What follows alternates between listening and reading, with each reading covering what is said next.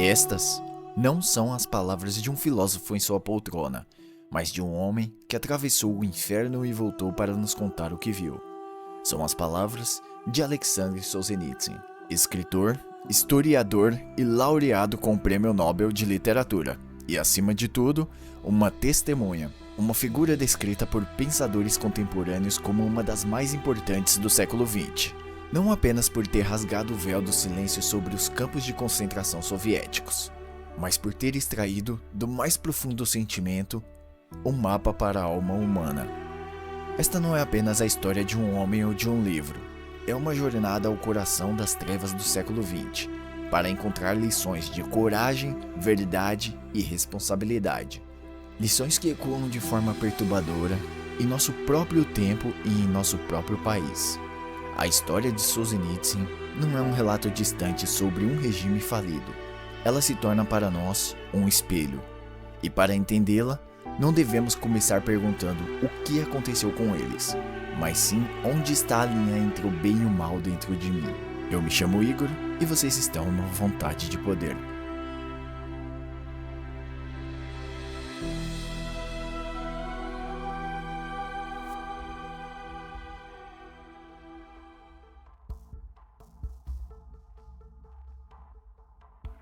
Era fevereiro de 1945.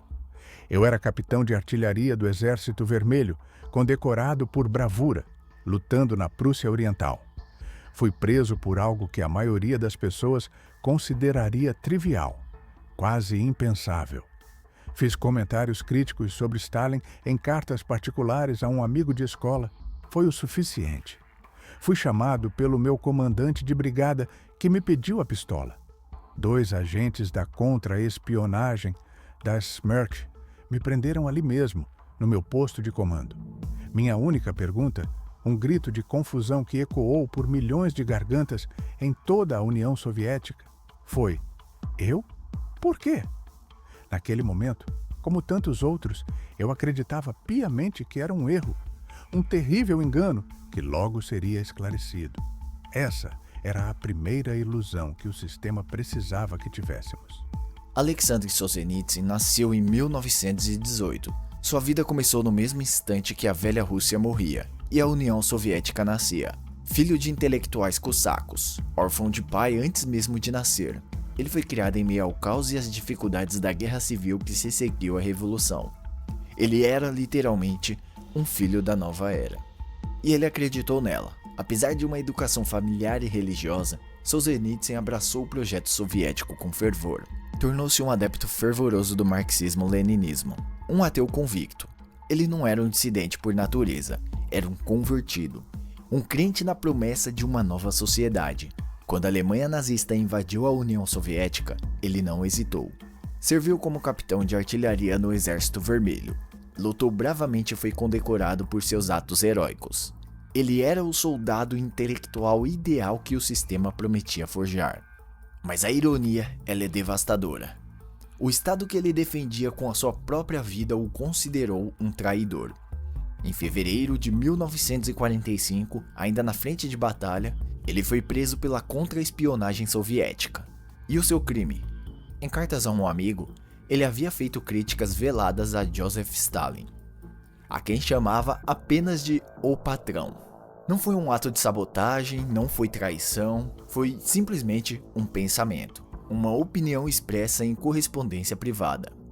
Sua prisão não foi um erro ao sistema, mas a aplicação lógica e implacável de suas promessas. A ideologia totalitária, ela não se contenta com a obediência do corpo, ela exige a submissão absoluta da alma. A menor fagulha de pensamento crítico individual é vista como uma ameaça existencial à uniformidade que a ideologia impõe. Solzhenitsyn, o produto exemplar do sistema, foi devorado por ele precisamente porque reteve um último resquício de individualidade. A sua jornada para o abismo estava apenas começando. Uma pusilanimidade que, olhando para trás, é dolorosa de admitir. A inocência geral engendra a inatividade. As pessoas eram levadas, geralmente à noite, arrancadas do calor de suas camas, e iam em silêncio. Ninguém gritava, ninguém resistia. Por quê? porque cada um se agarrava à mesma esperança vã, é um erro. Se eu cooperar, eles verão que sou inocente e me libertarão. Gritar seria admitir a culpa, seria comprometer essa frágil esperança. Assim, milhões foram levados como ovelhas para um matadouro, na ponta dos pés, para não acordar os vizinhos, cada um isolado em sua própria bolha de terror e falsa esperança. Gelou a escuridão, trabalhando sem razão, sonhos despedaçados, na união desolados, frio corta a pele, esperança se rebela, no campo congelado, medo sempre lado a lado. O destino de Solzhenitsyn foi o Gulag. A sigla em russo significa Administração Central dos Campos, mas na realidade era um sistema de centenas de campos de trabalho forçado, espalhados como ilhas de sofrimento por todo o vasto território soviético, um arquipélago de dor, como Solzhenitsyn o batizou. Não eram campos de extermínio com a engenharia industrial da morte vista nos campos nazistas. O objetivo não era a morte iminente, mas algo talvez mais perverso: a extração de trabalho até a morte. Uma morte de escravidão em escala colossal, onde a morte por exaustão, fome e brutalidade era uma consequência sistêmica e esperada. A vida neste inferno gelado era um pesadelo calculado. Jornadas de trabalho de 14 horas em condições subhumanas. Em Kolyma, o polo de ferocidade do arquipélago, prisioneiros extraíam ouro e carvão do solo congelado da Sibéria, muitas vezes com as próprias mãos. A fome era uma ferramenta de controle. A ração diária, composta de pão e sopa rala, era distribuída com base na produtividade, transformando a sobrevivência em uma competição brutal, que acelerava a morte dos mais fracos. As cotas de trabalho eram quase impossíveis de cumprir. Se por um milagre de força você conseguisse cumprir 100% da cota, recebia uma ração de fome. Talvez 1 quilo de pão úmido e um pouco de sopa rala, uma balanda. Mas, se você não cumprisse a cota, o que era a norma para a maioria, sua ração era cortada drasticamente. Com menos comida, você ficava mais fraco. No dia seguinte, sua produtividade caía ainda mais e sua ração era cortada novamente. Era uma espiral da morte cientificamente projetada. O sistema garantia que, uma vez que você começasse a enfraquecer, sua morte era apenas uma questão de tempo. O silêncio que me prende, toda noite fria e só, sob o medo a verdade desaparece no pó. Milhões sem um destino, sombras no gelo, sem paz. História escrita com dor, torres de tristeza se faz. Guardas eram treinados para não sentir empatia e recompensados pela sua brutalidade. Prisioneiros políticos, como intelectuais e camponeses, eram deliberadamente misturados a criminosos comuns, assassinos, abusadores, ladrões, que eram frequentemente usados pela própria administração para aterrorizar e controlar os inimigos do Estado. Gulag não era apenas um lugar de sofrimento extremo. Era um laboratório para a criação de uma nova moralidade invertida. Era um mundo onde o trabalho honesto levava à morte. O crime era recompensado.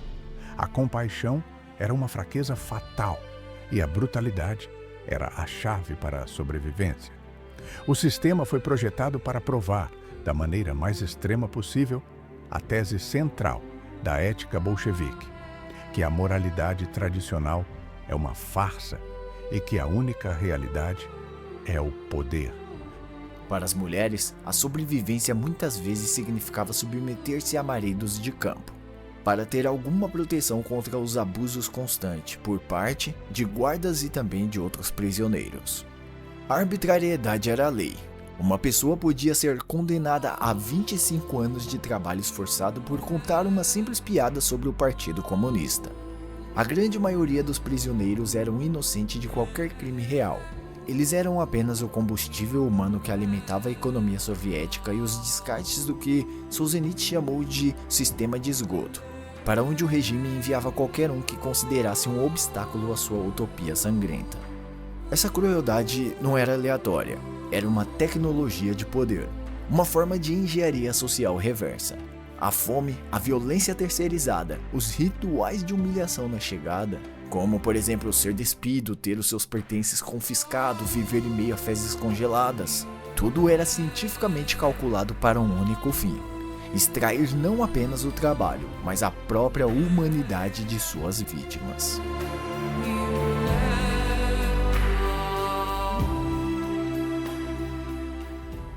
Em 1937, em Novocherkassk, uma mulher foi à sede da NKVD. Sua vizinha havia sido presa, deixando para trás um bebê de colo que chorava de fome. Essa mulher, movida pela compaixão, foi perguntar o que deveria fazer com a criança. Disseram-lhe para esperar. Depois de 2 horas, levaram-na da recepção diretamente para uma cela. Ela foi presa. Por quê? Porque a NKVD local precisava cumprir sua cota de prisões para aquele dia, e era mais fácil prender alguém que já estava ali do que sair pela cidade procurando por outra vítima. Após 8 anos no Gulag e mais 3 no exílio, Solzhenitsyn foi liberado. Durante o breve degelo político promovido por Nikita Khrushchev, ele conseguiu publicar uma novela, Um Dia na Vida de Ivan Denisovich. O livro, que narrava um único dia na vida de um prisioneiro, causou uma comoção. De repente, Solzhenitsyn se tornou um farol de esperança. Centenas de outros sobreviventes, os ex ou prisioneiros, começaram a procurá-lo, enviando cartas, relatos e testemunhos. Ele percebeu que a sua sobrevivência lhe impunha um dever sagrado. Ele não podia deixar que as histórias daqueles que não sobreviveram fossem esquecidas. Sentiu que era a sua obrigação moral de dar voz a esses milhões. E assim nasceu o Arquipélago Gulag, uma obra monumental construída a partir de sua própria experiência e dos relatos de 227 outras testemunhas. Não era uma autobiografia, mas uma investigação literária, uma narrativa polifônica, que tecia centenas de vozes em uma única e esmagadora denúncia. A escrita do livro entre 1958 e 1967 foi uma operação clandestina de alto risco. Sob a vigilância constante da KGB, ele se mudava para esconderijos, como um sítio na Estônia, para poder escrever. Os manuscritos eram datilografados, microfilmados e as cópias escondidas com amigos de confiança. O contrabando para o Ocidente foi uma operação digna de um filme de espionagem, com o microfilme sendo levado para fora da cortina de ferro por uma diplomata francesa. Em 1973, a KGB finalmente encontrou uma cópia. Poucas semanas após a publicação do primeiro volume em Paris, o martelo caiu. Solzhenitsyn foi preso, acusado de alta traição. Teve sua cidadania cassada e foi expulso da União Soviética. A reação do regime foi a maior prova do poder da obra. Um superestado com milhares de tanques e ogivas nucleares sentiu-se mortalmente ameaçado por um único livro. O impacto global foi um terremoto. Na França, a tiragem inicial esgotou em horas. O livro foi traduzido para dezenas de línguas, vendendo milhões de cópias. Rádios como a BBC e a Rádio Liberdade transmitiam trechos para dentro dos blocos soviéticos, rompendo o monopólio da informação do Estado. Para muitos intelectuais de esquerda no Ocidente, que ainda nutriam ilusões sobre a natureza da União da República Socialista Soviética, ou a URSS, a obra foi um choque devastador, forçando um repensar doloroso e, em muitos casos, o fim de um romance com o comunismo. O regime totalitário não apenas mata os seus inimigos, ele tenta apagar a sua existência da história. Na dedicatória do livro, Solzhenitsyn escreveu: "Dedico este livro a todos quantos a vida não chegou para o relatar. Ao coletar e publicar essas histórias, ele realizou um ato de ressurreição literária, resgatando nomes, rostos e destinos do abismo do esquecimento forçado. Ele se recusou a permitir que a mentira do Estado tivesse a palavra final sobre a vida de milhões. Sua lição mais fundamental é também a mais desconfortável. Ele concluiu que a ideologia, qualquer ideologia, ela comete um erro primordial. Ela traça a linha entre o bem e o mal entre grupos de pessoas. O proletariado contra a burguesia, a raça pura contra a impura, os crentes contra os infiéis. Essa divisão externa é a justificativa para toda violência em massa. Solzhenitsyn, no entanto, descobriu que a linha não está lá fora. Ele escreve: a linha que divide o bem e o mal passa pelo meio do coração de cada ser humano. E quem está disposto a destruir um pedaço do seu próprio coração? Ele não chegou a essa conclusão apesar do Gulag, mas por causa dele. O campo de concentração era um laboratório moral que forçava escolhas extremas a cada momento. Roubar o pão de um companheiro mais fraco para sobreviver? Tornar-se um delator para conseguir um trabalho mais leve? Ali, ele viu homens bons cometerem atos terríveis. E, em meio à mais abjeta depravação, testemunhou atos de sacrifícios e bondades inesperados. Ele percebeu que a capacidade para o bem e para o mal reside em todos nós. As circunstâncias, elas apenas revelam o que já está lá dentro. Essa lição nos nega a autojustificação e nos impõe uma responsabilidade pessoal radical. É a principal vacina contra o fanatismo ideológico. No dia em que foi exilado, Solzhenitsyn divulgou um ensaio chamado Não Viva pela Mentira. Seu argumento é simples e poderoso. A violência por si só, ela é fraca. Para se sustentar, ela precisa de uma aliada. E essa aliada é a mentira. A violência e a mentira, elas estão necessariamente entrelaçadas. Um regime tirânico, ele não exige que todos acreditem em suas mentiras, apenas que participem delas, que as repitam em público, que aplaudam quando ordenados. A cumplicidade silenciosa é a prova da lealdade. Isso revela a surpreendente fragilidade da tirania. Ela não é uma fortaleza de aço, mas um parasita que depende da aquiescência de suas vítimas para sobreviver. O poder ele não reside nos tanques do Estado, mas na recusa dos indivíduos. A chave para a libertação, portanto, é a não participação pessoal nas mentiras. A resistência começa com um passo mais simples e corajoso: que o seu domínio não se mantenha através de mim. Não assinar o que não se acredita, não aplaudir o que se despreza, não repetir a falsidade. Cada pessoa que se recusa a participar da mentira corta um dos fios que sustentam o regime. A responsabilidade, portanto, ela é nossa. E ele diz: não são eles os culpados de tudo. E continua: mas nós mesmos, somente nós. Quando chegou ao Ocidente, Solzhenitsyn não se tornou um garoto propaganda do capitalismo. Em um controverso discurso na Universidade de Harvard em 1978, ele chocou a plateia ao criticar duramente a sociedade que o acolheu. Ele diagnosticou ali um profundo declínio da coragem, especialmente entre as elites intelectuais e políticas. Viu uma civilização obcecada pelo materialismo e pelo bem-estar, que havia negligenciado sua vida espiritual. Ele criticou um sistema legalista, onde a letra fria da lei havia substituído um senso moral mais elevado. Suas críticas ao leste e ao oeste não eram contraditórias. Para ele, ambos os sistemas sofriam de diferentes sintomas da mesma doença. Um humanismo que colocou o homem como centro de tudo, esquecendo-se de qualquer força superior. No leste, isso levou à tirania que tentou construir o paraíso na terra e criou um inferno. No oeste, levou um vazio espiritual e a perda de vontade para defender os seus próprios valores. Solzhenitsyn não era um ideólogo, ele era um profeta, alertando para uma crise espiritual global. As advertências de Solzhenitsyn não eram apenas sobre a Rússia de Stalin, era sobre os mecanismos universais da tirania. E quando olhamos para o Brasil de hoje, suas palavras ecoam com uma clareza desconfortável.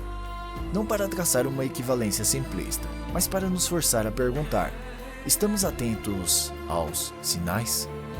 Em seu discurso do Nobel, ele não pôde receber pessoalmente, por medo de não poder retornar à sua pátria. Solzhenitsyn depositou sua fé no poder da arte e da literatura, não como uma força mágica, mas por sua capacidade única de revelar a verdade de uma forma que se torna irrefutável, forçando até o coração mais resistente a se render. A sua vida e a sua obra se resumem em uma de suas frases mais poderosas: uma palavra de verdade pesará mais que o mundo inteiro. A jornada de Alexander Solzhenitsyn, do fundo do arquipélago Gulag até o palco do mundo, nos deixa uma lição eterna. A liberdade não é um presente concedido por governos ou constituições. É uma conquista diária, uma responsabilidade moral que recai sobre cada um de nós. Ela começa no lugar mais íntimo e mais difícil, na recusa em participar da mentira. Começa na disposição de carregar o peso da verdade, primeiro e antes de tudo dentro do nosso próprio coração. A linha que separa a liberdade da tirania, assim como a que separa o bem do mal, também passa por ali. E a decisão de onde vamos nos posicionar nessa linha é, e sempre será, somente nossa. O Arquipélago Gulag não é um livro de Alexander Solzhenitsyn. É um material que foi entregue em meio de relatos, recordações e cartas de 227 pessoas. É um material de todos os torturados e assassinados. É a história de um sistema de esgoto. Obrigado por chegarem até aqui, eu me chamo Igor e vocês estão no Vontade de Poder.